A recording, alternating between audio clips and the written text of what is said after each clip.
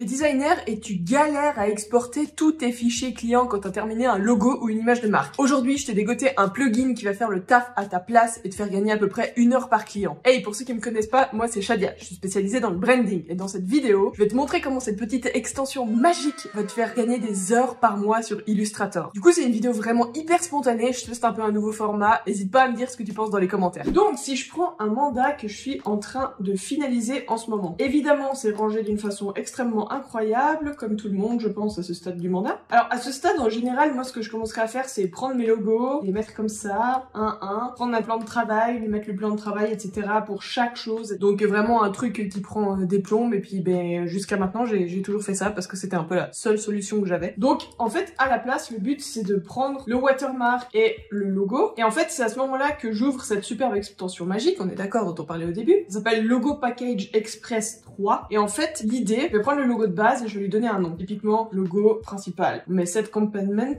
et lui, il va calculer tout seul toutes les alternatives que après je vais pouvoir régler en fait dans un deuxième temps. Là, je touche absolument rien et en fait, depuis mon plan de travail de base, il a créé un autre fichier Illustrator où il les a tous classés. Là, le master du logo en couleur, ensuite on a le truc noir, blanc, etc. Mais c'est vraiment en fonction en fait des options qu'on choisit. Donc c'est assez intéressant parce qu'en plus, ça ouvre une nouvelle fenêtre, ça crée un nouveau document, ça fait des plans de travail différents. C'est vraiment à chaque fois un plan de travail pour chacun. Alors à partir de là, en fait, on va pouvoir influencer sur tout ce qu'on veut. On se dit, ok, bon, alors là, typiquement, nuance de gris, bon, moi, j'en ai pas besoin, il m'enlève. Couleur inversée, j'en ai pas besoin non plus. Mais admettons que notre logo, là, ils doivent se trouver dans la couleur bleu foncé, mais aussi en orange. Directement, il me recalcule, donc si tout à coup, t'as des choses un petit peu à côté, du genre, t'as tes pontones ou des trucs comme ça, bah, tu le prends directement la référence et puis tu le mets, et il va tout refaire lui-même avec cette teinte-là. Donc voilà, je pense que t'as un petit peu compris le truc. Ce qui est génial, c'est que peu importe ce que tu fais, ce que tu choisis, même au fur et à mesure, et puis tu reviens après sur ton document, bah lui, il va recalculer de base et puis il va juste ajouter un plan de travail en plus à ton nouveau fichier Illustrator. Admettons que je suis satisfaite avec ça et puis que maintenant, bah, je veux aussi faire ça pour le watermark évidemment. Lui dire, bon bah voilà, ça c'est le watermark, tac, on part avec ça. Et pareil, il fait de nouveau le travail, en fait, il va prendre et lui, il va générer lui-même des plans de travail sur le même fichier qu'on a avant. Donc ce qui est cool, c'est qu'il y a tout qui est réuni dans le même fichier Illustrator. Voilà, là on est prêt, on a tout. Et comme tu peux le voir, il a gardé les couleurs que j'ai mises tout à l'heure. Donc ça c'est vraiment la classe. Là du coup, on a tous les éléments, on va aller dans nos paramètres parce que là on peut encore choisir vraiment beaucoup de choses. Tu vois qu'il y a des trucs par rapport au format print et au format web. Donc tu te dis ok, bon bah, moi je vais exporter quand même en AI pour le web, en SVG, en PNG, ça va suffire. Et puis pour le print, on va choisir admettons PDF et JPEG. La deuxième chose assez chouette, c'est qu'on peut choisir un petit peu comment on va organiser nos fichiers selon les noms. Donc là on se dit ouais bah alors moi je préfère en général mettre des traits d'union. Non, finalement moi je travaille avec les underscores. Ok, comment est-ce que je le nomme,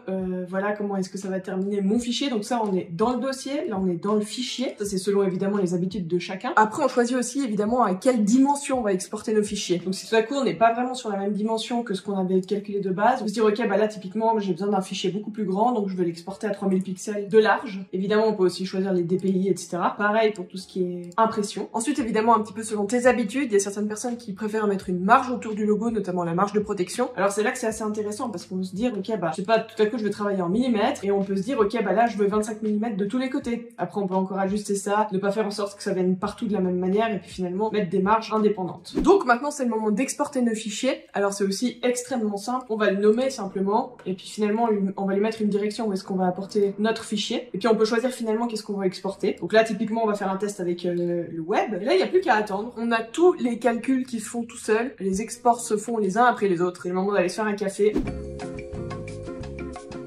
Là, on a passé moins de 10 minutes pour exporter le watermark, le logo, et tu verras, c'est vraiment hyper complet. Donc on va quand même aller dans notre petit dossier, et voilà comment moi j'ai choisi en fait de les exporter. Donc le watermark, on les a d'abord en noir, client A, logo principal, c'est un peu long, on est d'accord, hein, c'est pas parfait. Mais donc là on a du PNG, on a l'AI, on a le SVG, comme on l'a choisi. La couleur numéro 1 qu'on peut aussi évidemment renommer en fonction de nos besoins. Et à chaque fois, on a tous les fichiers qui sont prêts et qui sont déclinés dans leur propre dossier. Pareil pour le watermark. Et en fait, à ce moment-là, si je reviens dans mon fichier Illustrator, je fais pareil avec le print. Du coup, quand je fais pareil avec le print, ça va prendre à peu près le même temps. C'est vraiment l'étape entre guillemets la plus longue du processus, donc on va pas se plaindre de ça. Évidemment, s'il y a des besoins colorimétriques de changer, typiquement de mettre un Pantone ou bien de mettre notre référence RVB, bah ça il faut le faire aussi dans le fichier natif. Et on peut choisir lesquels on exporte en print et lesquels on exporte en RVB. Donc là, on retourne dans notre dossier black où on était tout à l'heure. On voit qu'il y a un autre dossier print qui s'est ajouté avant qu'on avait que web et c'est les formats différents. Donc là, j'avais choisi du JPEG et du PDF et ça fait exactement la même chose pour